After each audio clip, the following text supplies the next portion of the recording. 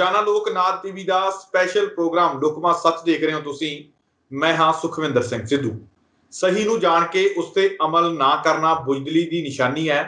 Punjab police वालों रोजाना हज़ारां मामले हल किए जाते हैं, किसी लई भी सैट जां जांच कमिशन की लोड़ नहीं पैंदी। गुरु साहब की बेअदबी बहबल कलां ते कोटपुरा गोली कांडा विच बादलों की भूमिका बारे मैं अनेकों वार विस्तार विच दस्सिया। साल 2018 ते 19 सुखी रंधावा दे नाल अपनी मंग नूं दोहराउंदे होए ये जिहड़े शब्द मैं तुहानूं पढ़ के सुणाए ने ये साडे वल्लों नहीं सगों दी नवजोत सिंह सिद्धू दे वल्लों अज एक होर जिहड़ा ट्वीट किया गया है अपनी सरकार ते अपने मुख मंत्री दे निशाने साधे गए ने। उन्हां दे वल्लों ये गल्लां अपने ट्विटर हैंडल के उपर लिखियां गईयां ने, नाल एक 19 मिनट की वीडियो भी पाई गई है। उस वीडियो दे विच हर सवाल का जवाब मिलेगा। वो वीडियो नूं विस्तारपूर्वक दसांगे, उस वीडियो ते विस्तारपूर्वक चर्चा करांगे ते हर उस सवाल का जवाब देवांगे जिहड़ा नवजोत सिंह सिद्धू के उपर उठदा है। जिहड़े लोग कहते हैं कि नवजोत सिंह सिद्धू जिहड़े हैगे आ आम आदमी पार्टी ते भाजपा नूं जिहड़ा फायदा पहुंचाउण दे लई कांग्रेस नूं नुकसान पहुंचाउण दे लई उन्हां दे इशारे ते काम करदे ने कि वाकई ही नवजोत सिंह सिद्धू भाजपा ते आम आदमी पार्टी नूं फायदा पहुंचाउणा चाहुंदे ने, कि वाकई ही नवजोत सिंह सिद्धू कांग्रेस नूं नुकसान पहुंचाउणा चाहुंदे ने, कि वाकई ही नवजोत सिंह सिद्धू 2022 ਦੀਆਂ ਵਿਧਾਨ ਸਭਾ ਚੋਣਾਂ ਨੂੰ ਦੇਖਦਿਆਂ ਹੀ ਬੇਅਦਬੀ ਦਾ ਮੁੱਦਾ ਚੁੱਕਣ ਲੱਗੇ ਨੇ ਜਾਂ ਫਿਰ ਉਸ ਤੋਂ ਪਹਿਲਾਂ ਵੀ ਵਾਕਈ ਹੀ ਨਵਜੋਤ ਸਿੰਘ ਸਿੱਧੂ ਬੇਅਦਬੀ ਅਤੇ ਗੋਲੀकांडा ਦੇ ਮਾਮਲੇ ਤੇ ਸੰਜੀਦਗੀ ਦਿਖਾਉਂਦੇ ਸੀ ਜਾਂ ਉਹਨਾਂ ਦੇ ਵਾਕਈ ਹੀ ਇਹਨੇ ਜਿਹੜੀਆਂ ਸੈਂਟੀਮੈਂਟਲ ਨੇ ਉਹਨਾਂ ਦੇ ਵਾਕਈ ਹੀ ਇਸ ਮਾਮਲੇ ਦੇ ਨਾਲ ਜੁੜੇ ਹੋਏ ਨੇ ਜਾਂ ਫਿਰ ਉਹ ਵੀ ਜਿਹੜੇ ਬਾਕੀ ਲੀਡਰਾਂ ਦੇ ਵਾਂਗੂ ਸਿਰਫ ਸਿਆਸਤ ਕਰ ਰਹੇ ਨੇ। ਇਸ ਪੂਰੇ ਮਾਮਲੇ ਤੇ ਗੱਲਬਾਤ ਕਰਾਂਗੇ ਤੇ ਇੱਕ ਸੱਚ ਜਿਹੜਾ ਉਹ ਤੁਹਾਡੇ ਅੱਗੇ ਰੱਖਣ ਦੀ ਕੋਸ਼ਿਸ਼ ਕਰਾਂਗੇ, ਇੱਕ ਪਰਦਾ ਜਿਹੜਾ ਉਹ ਤੁਹਾਡੇ ਅੱਗੇ ਖੋਲਣ ਦੀ ਕੋਸ਼ਿਸ਼ ਕਰਾਂਗੇ। ਤੁਹਾਡੇ ਲਈ ਇਹ ਪ੍ਰੋਗਰਾਮ ਜਿਹੜਾ ਹੈ ਉਹ ਸੁਣਨਾ ਤੇ ਦੇਖਣਾ ਧਿਆਨ ਨਾਲ ਲਾਜ਼ਮੀ ਹੋਵੇਗਾ ਕਿਉਂਕਿ ਤੁਹਾਡੇ ਲਈ ਨੌਲੇਜ ਤੁਹਾਡੇ ਅੰਦਰ ਜਿਹੜੀਆਂ ਦਿਮਾਗ ਦੇ ਵਿੱਚ ਇਹ ਗੱਲਾਂ ਹੋਣੀਆਂ ਬਹੁਤ ਲਾਜ਼ਮੀ ਨੇ ਕਿਉਂਕਿ 2022 ਦੇ ਵਿੱਚ ਜਦੋਂ ਅੱਗੇ ਤੁਸੀਂ ਜਾ ਕੇ ਸਰਕਾਰ ਚੁਣੋਗੇ ਤਾਂ ਤੁਹਾਨੂੰ ਸਾਰੀਆਂ ਗੱਲਾਂ ਪਤਾ ਹੋਣੀਆਂ ਚਾਹੀਦੀਆਂ ਨੇ ਕਿ ਕੌਣ ਕਿੱਥੇ ਕੁ ਖੜਾ ਸੀ। ਇਸ ਪੂਰੇ ਮਾਮਲੇ ਤੇ ਗੱਲਬਾਤ ਕਰਾਂਗੇ ਤੇ ਗੱਲਬਾਤ ਲਈ ਮੇਰੇ ਨਾਲ ਮੌਜੂਦ ਰਹਿਣਗੇ ਪ੍ਰੋਫੈਸਰ ਮਨਜੀਤ ਸਿੰਘ ਅਣਖੀ ਜੀ। ਸਭ ਤੋਂ ਪਹਿਲਾਂ ਉਹਨਾਂ ਦਾ ਸਵਾਗਤ ਕਰ ਲੈਂਦੇ ਹਾਂ। ਅਣਖੀ ਸਾਹਿਬ ਸਵਾਗਤ ਹੈ ਪ੍ਰੋਗਰਾਮ ਦੇ ਵਿੱਚ। बहुत बहुत धन्यवाद जी।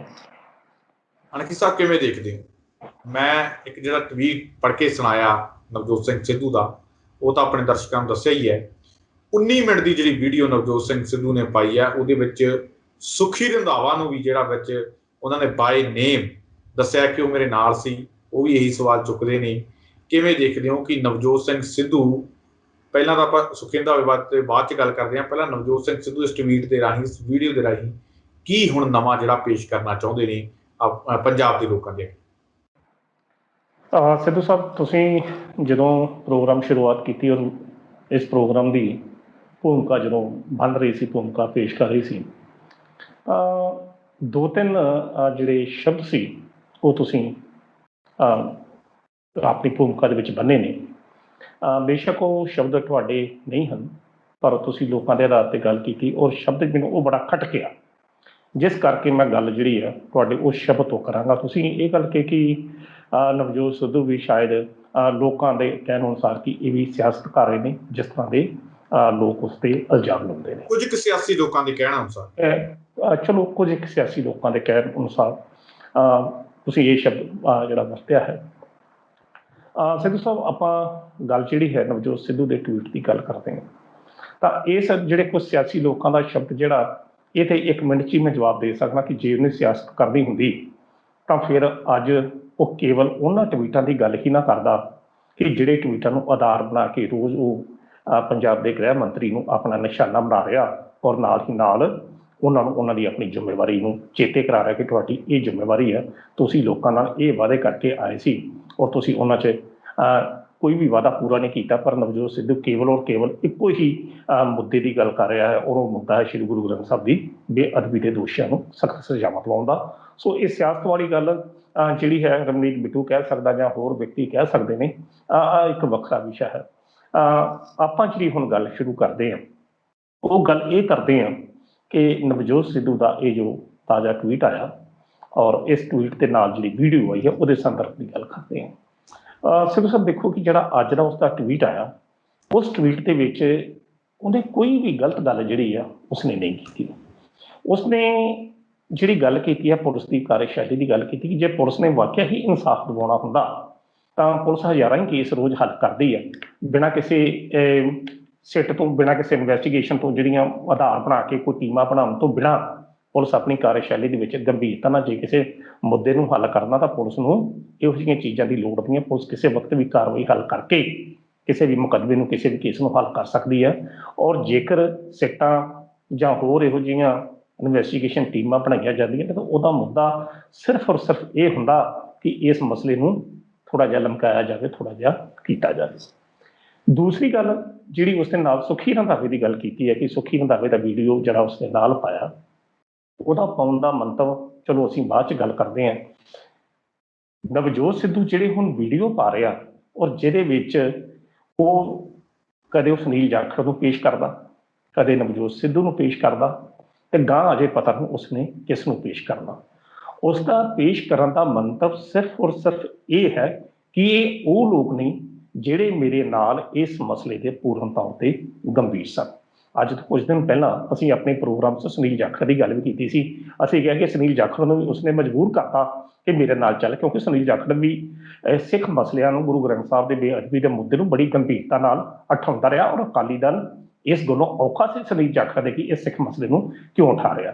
ਪਹਿਲਾਂ ਉਸਨੇ ਸੁਨੀਲ ਜਾਖੜ ਦੀ ਜਿਹੜੀ ਵੀਡੀਓ ਪਾਈ, ਅੱਜ ਉਹਨੇ ਸੁੱਖੀ ਰੰਧਾਵੇ ਦੀ ਪਾਈ।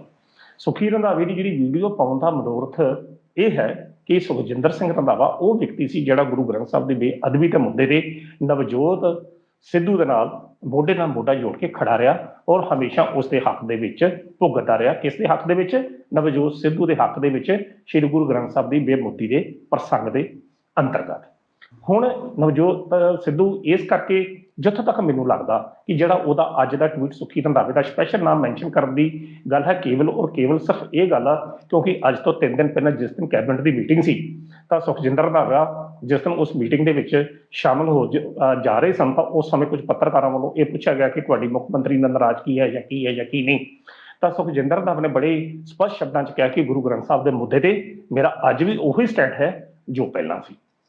ਸੋ ਜਿਹੜਾ ਅੱਜ ਦਾ ਨਵਜੋਤ ਸਿੱਧੂ ਦਾ ਟਵੀਟ ਹੈ, ਇਹਦੇ ਟਵੀਟ ਦੇ ਵਿੱਚ ਨਵਜੋਤ ਸਿੱਧੂ ਫਿਰ ਪੁਲਿਸ ਦੀ ਕਾਰਜਸ਼ੈਲੀ ਤੇ ਔਰ ਗ੍ਰਹਿ ਮੰਤਰੀ ਦੀ ਗੰਭੀਰਤਾ ਦੇ ਉੱਤੇ ਪ੍ਰਸ਼ਨ ਚਿੰਨ੍ਹ ਲਾ ਰਿਹਾ ਔਰ ਦੱਸ ਰਿਹਾ ਕਿ ਜੇਕਰ ਤੁਹਾਡੀ ਨੀਅਤ ਸਾਫ਼ ਹੈ, ਜੇਕਰ ਤੁਸੀਂ ਵਾਕਿਆ ਹੀ ਗੁਰੂ ਗ੍ਰੰਥ ਸਾਹਿਬ ਦੀ ਬੇਅਦਬੀ ਦੇ ਦੋਸ਼ੀਆਂ ਨੂੰ ਸਿੱਖਾਂ ਦੇ ਪਿੱਛੇ ਡੱਕਣਾ ਚਾਹੁੰਦੇ ਜੀ ਤਾਂ ਫਿਰ ਤੁਹਾਨੂੰ ਇਹੋ ਜਿਹੀਆਂ ਸਿੱਟਾਂ ਦੀ ਲੋੜ ਨਹੀਂ ਆ, ਕਿਉਂਕਿ ਤੁਹਾਡੇ ਕੋਲ ਪ੍ਰਤੱਖ ਪ੍ਰਮਾਣ ਨੇ, ਤੁਹਾਡੇ ਕੋਲ ਪ੍ਰਤੱਖ ਗਵਾਹ ਹਨ ਜਿਹੜੇ ਉਸ ਸਮੇਂ ਦੇ ਪ੍ਰਤੱਖ ਦਰਸ਼ੀ ਨੇ, ਤੇ ਜੇਕਰ ਤੁਸੀਂ ਕਾਰਵਾਈ ਕਰਨੀ ਹੈ ਤਾਂ ਤੁਸੀਂ ਕਰ ਸਕਦੇ ਜੇ। ਉਹਨਾਂ ਨੇ ਕੇਵਲ ਔਰ ਕੇਵਲ ਇਸ ਟਵੀਟ ਰਾਹੀਂ ਗ੍ਰਹਿ ਮੰਤਰੀ ਦੀ ਜਿਹੜੀ ਬਹਾਨੇਬਾਜ਼ੀ ਆ ਜਾਂ ਆਪਣੀ ਜ਼ਿੰਮੇਵਾਰੀ ਤੋਂ ਭੱਜਣ ਵਾਸਤੇ ਜਿਹੜੇ ਬਹਾਨੇ ਵਰਤੇ ਜਾ ਰਹੇ, ਜਿਸ ਤਰੀਕੇ ਨਾਲ ਤੁਹਾਨੂੰ ਯਾਦ ਹੋਵੇਗਾ ਕਿ ਅੱਜ ਤੋਂ 10 ਦਿਨ ਜਾਂ 15 ਦਿਨ ਪਹਿਲਾਂ ਇੱਕ ਨਿੱਜੀ ਚੈਨਲ ਤੇ ਪੰਜਾਬ ਦੇ ਮੁੱਖ ਮੰਤਰੀ ਵੱਲੋਂ ਇੰਟਰਵਿਊ ਦਿੰਦੇ ਹੋਏ ਇਹ ਗੱਲ ਆਖੀ ਗਈ ਸੀ ਕਿ ਦੱਸੋ ਮੈਂ ਕਿਸ ਤਰੀਕੇ ਨਾਲ ਫੜ ਕੇ ਅੰਦਰ ਕਰ ਸਕਦਾ। ਇਹ ਜੱਟਾਸ਼ਾਹੀ ਥੋੜੀ ਹੈ। ਇਹ ਉਸ ਜੱਟਾਸ਼ਾਹੀ ਦਾ ਜਵਾਬ ਰਣਨੀਤ ਬਿੱਟੂ ਵੱਲੋਂ ਅੱਜ ਦਿੱਤਾ ਗਿਆ ਕਿ ਤੁਹਾਡੇ ਕੋਲ ਸਭ ਕੁਝ ਮੌਜੂਦ ਹੈ। ਬੇਸ਼ੱਕ ਸਿੱਧੂ ਸਾਹਿਬ ਅੱਜ ਦਾ ਸਮਾਂ KPS ਗਿੱਲ ਦਾ ਸਮਾਂ ਨਹੀਂ ਹੈ। ਮੈਂ ਪੰਜਾਬ ਪੁਲਿਸ ਦੇ ਉਸ ਦੌਰ ਨੂੰ ਵੇਖਿਆ, ਆਪਣੇ ਹੱਡਾਂ ਤੇ ਹੰਡਾਇਆ, ਜਿੱਥੇ KPS ਗਿੱਲ ਦੇ ਬੋਲ ਜਿਹੜੇ ਸੀ ਉਹ ਇੱਕ ਅਲਾਹੀ ਫਰਮਾਨ ਹੁੰਦੇ ਸਨ ਕਿਸੇ SSP ਵਾਸਤੇ, ਕਿਸੇ ਮੰਤਰੀ ਵਾਸਤੇ। ਮੰਤਰੀ ਤਾਂ ਚਲੋ ਕੁਝ ਵੀ ਨਹੀਂ ਸਨ। ਜਿਸ ਦਾ ਪੋਤਰਾ ਅੱਜ ਕੱਲ੍ਹ ਇਹ ਪੰਜਾਬ ਦੇ ਵਿੱਚ ਇੱਕ ਰਾਜਨੀਤਿਕ ਬਦਲਾਅ ਦੀ ਗੱਲ ਕਰਦਾ, ਕਦੇ ਕਿਸੇ ਤੇ ਗੱਲ ਕਰਦਾ, ਕਦੇ ਕਿਸੇ ਤੇ ਗੱਲ ਕਰਦਾ ਕਿ ਉਹ ਕਾਂਗਰਸੀ ਹੈ, ਉਹ ਟਕਸਾਲੀ ਕਾਂਗਰਸੀ ਨਹੀਂ ਹੈ। ਅਗਰ ਮੈਂ ਉਸ ਦੇ ਦਾਦੇ ਦੀ ਗੱਲ ਕਰਾਂ ਤਾਂ ਉਹ ਵੀ KPS ਗਿੱਲ ਦੇ ਰਹਿਮੋ ਕਰਮ ਦੇ ਉੱਤੇ ਹੀ ਪੰਜਾਬ ਦੇ ਵਿੱਚ ਐਜ਼ ਏ ਮੁੱਖ ਮੰਤਰੀ ਕੰਮ ਕਰਦਾ ਰਿਹਾ।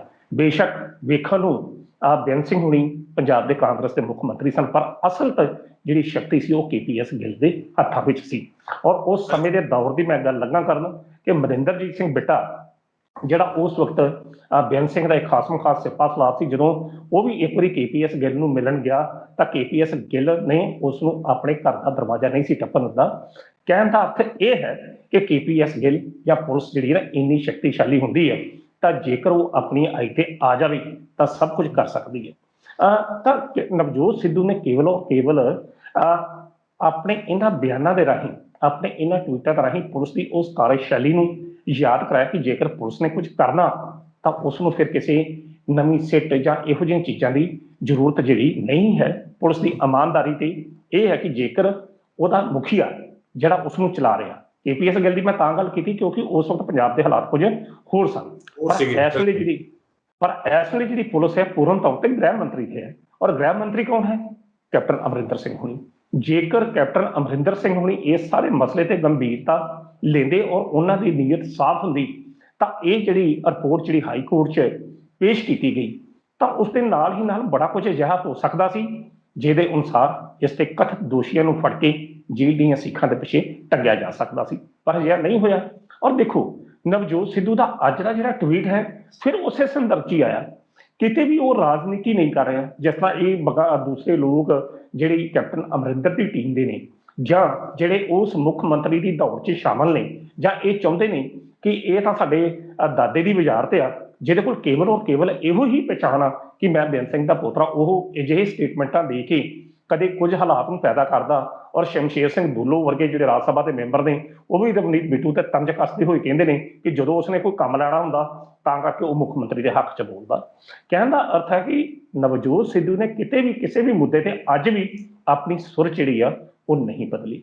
ਆਪਣੀ ਸੁਰ ਉਸਨੇ ਕੇਵਲ ਔਰ ਕੇਵਲ ਉੱਥੇ ਹੀ ਰੱਖੀ ਆ ਜਿੱਥੋਂ ਉਸਨੇ ਆਪਣਾ ਇਹ ਜਿਹੜਾ ਸਫ਼ਰ ਸੀ ਉਹ ਸ਼ੁਰੂ ਕੀਤਾ। ਔਰ ਦੇਖੋ ਜਿਉਂ-ਜਿਉਂ ਦਿਨ ਬੀਤਦੇ ਜਾ ਰਹੇ ਆ, ਜਿਉਂ-ਜਿਉਂ ਟਾਈਮ ਲੰਘਦਾ ਜਾ ਰਿਹਾ, ਤਿਉਂ-ਤਿਉਂ ਨਵਜੋਤ ਸਿੱਧੂ ਦੇ ਸੁਰ ਜਿਹੜੇ ਨੇ ਉਹ ਨਰਮ ਨਹੀਂ ਪਏ, ਪਰ ਉਹਦੇ ਸੁਲਝੇ ਹੋਏ ਸੁਰ ਨੇ ਉਹ ਕੇਵਲ ਔਰ ਕੇਵਲ ਹਰ ਰੋਜ਼ ਇੱਕ ਟਵੀਟ ਪਾਉਂਦਾ। ਔਰ ਹੁਣ ਤਾਂ ਉਹੀ ਸੁਰਾਂ ਦੇ ਵਿੱਚ ਹੁਣ ਤਾਂ ਬਾਕੀ ਲੀਡਰ ਵੀ ਗੱਲ ਕਰਨ ਲੱਗ ਗਏ। ਹੁਣ ਆਪਾਂ ਦੇਖਿਆ, ਤੁਸੀਂ ਉਸ ਦਿਨ ਬੜੀ ਵਧੀਆ ਗੱਲ ਕਹੀ ਸੀ, ਤੁਸੀਂ ਕਿਹਾ ਕਿ ਨਵਜੋਤ ਸਿੰਘ ਸਿੱਧੂ ਦੇ ਇਹਨਾਂ ਤੀਰਾਂ ਦੀ ਵਜ੍ਹਾ ਨਾਲ ਹੀ ਬਾਕੀ ਲੀਡਰਾਂ ਨੂੰ ਜ਼ੁਬਾਨ ਮਿਲ ਗਈ। ਅੱਜ ਇੱਕ ਵਾਰ ਫਿਰ ਤੋਂ ਜਿਹੜੇ ਮਾਫ ਕਰਨਾ MP ਨੇ ਅੰਮ੍ਰਿਤਸਰ ਤੋਂ ਗੁਰਜੀਤ ਸਿੰਘ ਔਜਲਾ, ਉਹਨਾਂ ਦੇ ਵੱਲੋਂ ਵੀ ਇਹ ਗੱਲਾਂ ਕਹੀਆਂ ਗਈਆਂ ਜਿਹੜੀਆਂ ਗੱਲਾਂ ਨਵਜੋਤ ਸਿੰਘ ਸਿੱਧੂ ਦੇ ਵੱਲੋਂ ਕਹੀਆਂ ਗਈਆਂ ਸੀ ਕਿ ਬਾਦਲ ਪਰਿਵਾਰ ਦਾ ਪੰਜਾਬ ਦੀ ਅਫਸਰਸ਼ਾਹੀ ਦੇ ਉੱਪਰ ਪ੍ਰਭਾਵ ਪੂਰੀ ਤਰ੍ਹਾਂ ਦੇ ਨਾਲ ਹੈਗਾ ਆ। ਉਹੀ ਗੱਲਾਂ ਨਵਜੋਤ ਸਿੰਘ ਸਿੱਧੂ ਨੇ ਕਹੀਆਂ ਸੀਗੀਆਂ ਕਿ ਅਫਸਰਸ਼ਾਹੀ ਸਾਡੀ ਨਹੀਂ, ਜਿਹੜੀ ਅਕਾਲੀ ਦਲ ਦੀ ਮੰਨਦੀ ਹੈ, ਇਸ ਕਰਕੇ ਐਂ ਲੱਗਦਾ ਜਿਵੇਂ ਪੰਜਾਬ ਦੇ ਵਿੱਚ ਅਕਾਲੀ ਦਲ ਦੀ ਸਰਕਾਰ ਹੁੰਦੀ ਹੈ। ਹੁਣ ਸਵਾਲ ਤਾਂ ਹੋਰ ਵੀ ਲੀਡਰ ਉਹੀ ਚੁੱਕ ਰਹੇ ਨੇ ਜਿਹੜੇ ਨਵਜੋਤ ਸਿੰਘ ਸਿੱਧੂ ਚੱਕ ਰਹੇ ਨੇ, ਨਾਲੇ ਨਵਜੋਤ ਸਿੰਘ ਸਿੱਧੂ ਦੇ ਬਾਅਦ ਚੱਕ ਰਹੇ ਨੇ, ਹਾਮੀ ਭਰ ਰਹੇ ਨੇ। ਇੱਕ ਤਰ੍ਹਾਂ ਦੀ ਨਵਜੋਤ ਸਿੰਘ ਸਿੱਧੂ ਵੀ ਇਸ ਗੱਲ ਦੀ ਗਵਾਹੀ ਕਿਤੇ ਨਾ ਕਿਤੇ ਇਹ ਚੀਜ਼ 'ਚ ਆਉਂਦੀ ਹੈ ਕਿ ਨਵਜੋਤ ਸਿੰਘ ਸਿੱਧੂ ਆਪਣੀ ਗੱਲ ਜਿਹੜੀ ਉਹ ਸਹੀ ਤਰੀਕੇ ਨਾਲ ਰੱਖ ਰਿਹਾ, ਸਹੀ ਵਾਜਿਬ ਗੱਲਾਂ ਕਰ ਰਹੇ ਆ।